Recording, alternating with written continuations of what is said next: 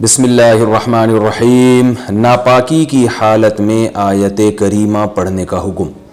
کیا آیت کریمہ کا ختم بغیر وضو کے ناپاکی میں کیا جا سکتا ہے؟ نیز کیا خواتین دوران حیض آیت کریمہ پڑھ سکتی ہیں؟ فاطمہ بیگم انڈیا سے۔ آیت کریمہ جب تلاوت پڑھی جاتی ہے نا بطور وظیفے یا دعا کے، تو اس میں قرآن کی نیت نہیں ہوتی، اور علماء نے یہ بات بیان کی ہے فقہاء نے کتابوں میں کہ قرآن کی کسی آیت کو بطور وظیفے کے یا بطور دعا کے پڑھا جائے تو وہ قرآن پھر قرآن نہیں رہتا، بلکہ وہ محض ایک دعا بن جاتی ہے، لہذا وہ ناپاکی کی حالت میں بھی پڑھی جا سکتی ہے۔ لہذا آیت کریمہ آپ اگر وظیفے کے طور پہ دعا کے طور پہ پڑھ رہی ہیں تو یہ کام ناپاکی کی حالت میں بھی ہو سکتا ہے۔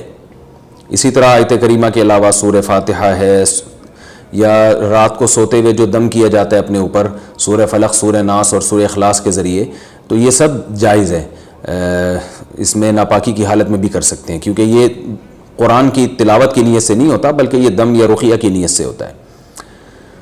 تہجد کی نماز میں کون سی صورتیں پڑھیں؟ ناصر صاحب حیدرآباد سے۔ تہجد کی نماز میں سورہ فاتحہ کے بعد کون سی صورت پڑھی جائے؟ کیا عام صورت بھی پڑھ سکتے ہیں یا بڑی صورت کا پڑھنا ضروری ہے؟ بھائی جو چاہے صورت پڑھیں، اصل فوکس اس کو کریں کہ تہجد پڑھ لیں، اس کی توفیق مل جائے تو یہ بہت بڑی سعادت ہے۔ نبی صلی اللہ علیہ وسلم نے فرمایا رات کے آخری حصے میں اللہ تعالیٰ آسمان دنیا کی طرف آتے ہیں اور کہتے ہیں حل من مستغفر اغفر له، حل من مسترزق ارزق له، کوئی ہے مجھ سے گناہوں کی معافی طلب کرنے والا میں اس کو معاف کروں، کوئی ہے مجھ سے رزق مانگنے والا میں اس کو رزق دوں۔ تو اس وقت اللہ کی عبادت کرنا، پھر دعا مانگنا، یہ بہت بڑی سعادت ہے۔ بیوی بچوں سے کتنا عرصہ دور رہ سکتے ہیں؟ بندہ کام کی وجہ سے 2 سال ملک سے باہر رہتا ہے، کوشش کے باوجود چھٹی نہیں ملتی، کیا اتنی دیر بیوی بچوں سے دور رہنا جائز ہے؟ نامعلوم۔ ہوئے ہوئے ہوئے ہوئے بھائی دیکھیں، ایک تو ہے حضرت عمر رضی اللہ تعالیٰ عنہ کا مشہور واقعہ ہے کہ آپ نے کچھ خواتین سے پوچھا تھا کہ عورت کتنا صبر کر سکتی ہے مرد کے بغیر، تو بعض صحابیات نے بتایا کہ 4 مہینے۔ تو حضرت عمر نے قانون بنایا کہ جو مجاہدین محاذ جنگ پہ لڑ رہے ہیں 4 مہینے سے زیادہ دور اپنی بیویوں سے نہیں رہ سکتے۔ تو اس اصول کا تقاضا یہ ہے کہ وہ زمانہ بھی پاک دامنی کا زمانہ تھا، نیک لوگ تھے، تو اصول یہی ہے کہ 4 مہینے انتہا ہے عورت کے صبر کی، تو ایک نارمل عورت کے لیے اس سے زیادہ صبر کرنا مشکل ہوتا ہے، تو اس لیے بہتر یہی ہے، قانون یہی ہے کہ 4 مہینے سے زیادہ دور نہیں رہنا چاہیے۔ اور قرآن نے بھی یہ حکم دیا ہے کہ اگر کوئی قسم اٹھا لے کہ بیوی کے پاس نہیں جائے گا، قسم اٹھا لے، ایسا ہی نہیں بلکہ قسم اٹھا کے، تو پھر 4 مہینے میں طلاق واقع ہو جاتی ہے۔ بعض فقہاء کے نزدیک عورت کو طلاق کا اختیار ہو جاتا ہے عدالت کے ذریعے، بعض کے نزدیک ہو جاتی ہے طلاق۔ تو اس سے بھی پتہ چلتا ہے، قرآن سے بھی اشارہ ملتا ہے کہ 4 مہینے جو ہے یہ ایک انتہائی مدت ہے ایک نارمل عورت کے لیے۔ تو اس زمانے میں تو اس کی اہمیت اور زیادہ بڑھ گئی ہے، وجہ اس کی ہے کہ بے حیائی، موبائل، انٹرنیٹ پر بیہودہ چیزیں، یہ سب چیزیں انسان کی شہوت کو بڑھاتی ہیں، مرد کی بھی اور عورت کی بھی۔ تو اس لیے بھائی میں تو آپ کو مشورہ نہیں دے سکتا کہ آپ 2 سال بیوی سے دور رہیں، میں بدگمان نہیں ہو رہا، بہت سے لوگ 4 سال دور رہتے ہیں، ان کی بیویاں بھی پاک دامنی کے ساتھ زندگی گزارتی ہیں، خود بھی بڑے نیک شریف بن کے زندگی گزارتے ہیں، بہت سے ایسے لوگ الحمدللہ ہمارے معاشرے میں ہیں، لیکن بہرحال اس کلچر کو، اس رواج کو فروغ نہیں دیا جا سکتا، اس کو اپریشیٹ نہیں کیا جا سکتا، شریعت کے لحاظ سے بھی، عقل کے لحاظ سے بھی۔ 2 سال تک مرد کے لیے صبر کرنا کتنا مشکل کام ہے، وہ کھا بھی رہا ہے انڈے پراٹھے اور جناب کھانا پینا اسی سٹائل میں چل رہا ہے، یا تو روزے رکھ کے اپنے آپ کو آدھا کر دیا اس نے۔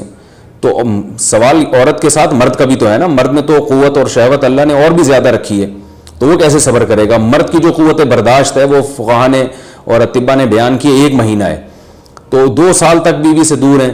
میں پھر بھی بتا دوں، میں بدگمان نہیں ہو رہا کہ جو دور ہیں آپ ان کے بارے میں برا سوچنا شروع کر دیں، لیکن بہرحال یہ اپنے آپ کو فتنوں میں ڈالنے کے مترادف ہے، اس لیے ایسی جاب نہ کریں 2 سال تک بیوی سے دور ہیں، یا تو بیوی کو ساتھ لے کر جائیں یا بیوی کے ساتھ ہی رہیں، کہیں ادھر ہی کم پیسوں میں انسان گزارا کر لے بیوی بچوں کے ساتھ، یہ زیادہ اچھا ہے، زیادہ پیسوں کی لالچ میں بیوی بچوں سے دور رہنا۔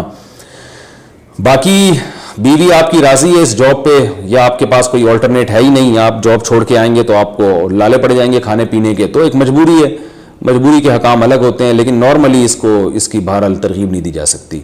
دیکھیں قرآن مجید میں اللہ نے ارشاد فرمایا نا، یوم یفر المرء من اخیہ وامہ وابیہ وصاحبتہ وبنیہ، قیامت کے دن کی ہولناکیوں کو اللہ نے بیان کیا کہ انسان اپنے باپ سے دور بھاگے گا، بیٹے سے دور بھاگے گا، بھائی سے دور بھاگے گا، جہاں بیوی کا تذکرہ آیا تو یہ نہیں کہا کہ بیوی سے دور بھاگے گا، بلکہ فرمایا اس سے دور بھاگے گا جو اس کے ساتھ رہا کرتی تھی، یعنی صاحب کہتے ہیں ساتھ رہنے والے کو، صاحبہ سے دور بھاگے گا۔ تو اس سے پتہ چلتا ہے کہ قرآن میں اللہ نے بیوی کو جو ڈیفائن کیا ہے نا، اس کی جو صفت بیان کی ہے وہ یہ کہ جو آپ کے ساتھ رہتی ہے۔ تو جب شادی ہو گئی تو سمجھو بیوی پھلترو کی طرح چپک گئی ہے اب آپ کے ساتھ، جہاں جاؤ گے آپ کے ساتھ ساتھ جائے گی۔ تو قرآن سے بھی اشارہ ملتا ہے کہ بیوی سے ساتھ رہنے کی چیز ہے۔ اب آپ 2 سال، پھر ایک دفعہ تھوڑی ہوتا ہے کہ 2 سال کے لیے چلے گئے 2 سال بعد واپس آئے۔ جو باہر جاب کرتے ہیں وہ تو پھر آئے 1 مہینے بعد پھر 2 سال کے لیے چلے گا، ان کی تو ساری جوانی باہر ہی گزر جاتی ہے۔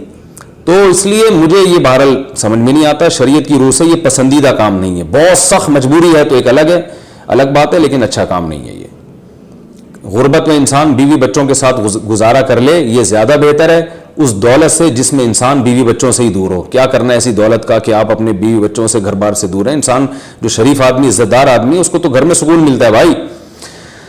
ملٹی لیول مارکیٹنگ کا حکم۔ ملٹی لیول مارکیٹنگ جو ہوتی ہے، جسے ہم چین مارکیٹنگ بھی کہتے ہیں، اس میں جو کمائی ہوتی ہے کیا وہ حلال ہے؟ ہماری کمپنی میں کسی قسم کا سود نہیں لیا جاتا، نہ کسی ممبر سے بھاری بھرکم انویسٹمنٹ کرائی جاتی ہے، کسی کو کی فکس سیلری بھی نہیں ہوتی، جتنا آپ اور آپ کی ٹیم مل کر پوائنٹس بناتے ہیں اتنا کمیشن ملتا ہے۔ کیا یہ حلال ہے؟ نزہت صاحبہ کراچی سے۔ دیکھیں چین مارکیٹنگ کے جہاں تک مجھے معلومات ہے نا، جو میری ریسرچ ہے وہ یہ ہوتا ہے کہ آپ کمپنی کی کوئی پروڈکٹ ہے وہ بکواتے ہیں اوپن مارکیٹ میں نہیں، بلکہ 5 یا 10 افراد کو آپ نے فروخت کروائی، وہ پھر وہ 5 یا 10 افراد آگے، ان میں سے ہر ایک 5 یا 10 افراد کو فروخت کرتا ہے، تو وہ آگے جو فروخت کرے گا اس کا کمیشن بھی آپ کو ملتا ہے۔ حالانکہ یہ کس بات کا کمیشن آپ کو مل رہا ہے؟ اس میں آپ کی محنت تو ہے نہیں، اور وہ پروڈکٹ کی جو ویلیو ہوتی ہے آپ اس ویلیو سے زیادہ ویلیو پر اس کو خرید رہے ہوتے ہیں، اسی لالچ میں کہ آپ جب آگے 5 کو بکوائیں گے اور وہ 5 کو بکوائیں گے تو ان کا کمیشن بھی آپ کو ملے گا۔ تو پوائنٹ اس حساب سے بنتے ہیں، اس پوائنٹ میں آپ کی محنت کا دخل نہیں ہوتا۔ تو اور یہ بھی غرر ہے، قمار کی ایک قسم ہے کہ آپ ایک معمولی چیز زیادہ پیسوں پہ خرید رہے ہیں اس لالچ میں کہ یہ آگے بھی کئی لوگوں کو بک جائے گی، تو اس لیے یہ جائز نہیں ہے۔ اگر اس کے علاوہ کوئی اور کام ہو رہا ہے تو آپ وضاحت سے بتائیں، لیکن چین مارکیٹنگ میں جہاں تک مجھے نالج ہے اسی طرح سے ہو رہا ہوتا ہے۔ اگر کچھ اور ہے تو آپ کھل کے بتائیے، تو پھر اس کے حساب سے جواب دیا جائے گا۔